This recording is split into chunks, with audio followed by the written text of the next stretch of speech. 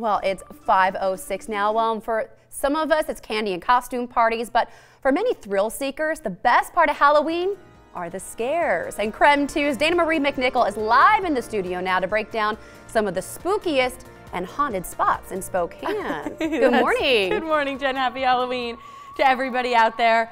So you would be surprised with the many haunted places here in Spokane. There are a lot of them in the area. First up is the Monahan Mansion on the South Hill. It has a reputation for bad luck, and it has a well-known murderous past.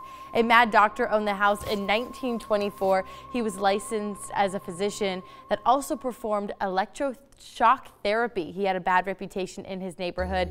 He fired weapons, played music too loud, and drove drunk into his own swimming pool.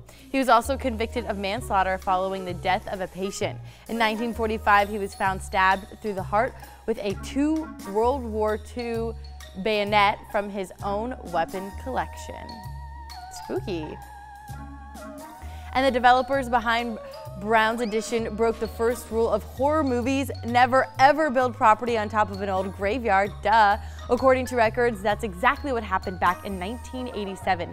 3 skeletons were dug up during construction. Local historians say there was a cemetery there during the 1800s, and people buried under Brown's Addition were likely the first residents of Spokane.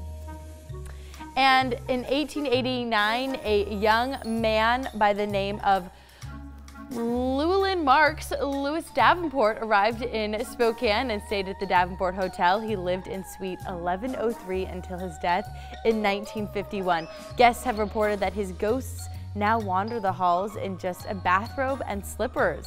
Ooh, if anyone has seen this ghost, post on Up with Creme. I'd love to hear about it.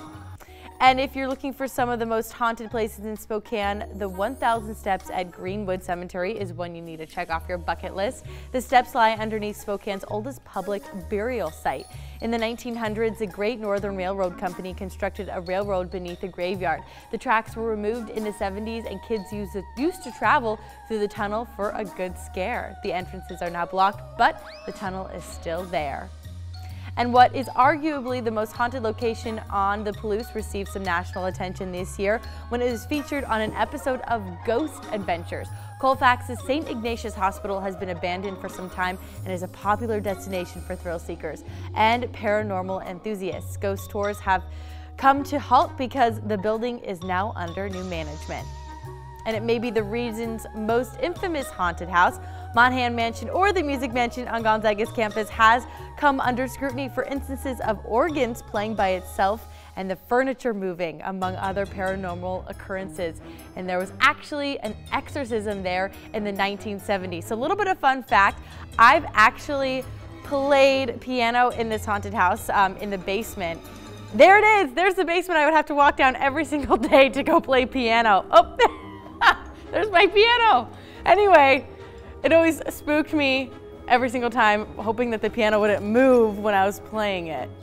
So scary, and all these places are sure to bring the spooky to you this Halloween. And if you have any stories about these places, if we didn't mention anything about a favorite haunted spot, message us on Up with Creme on our Facebook page. We'd love to have this conversation this morning. Jen, can you believe how many haunted spots are in Spokane? Oh, I'd believe it.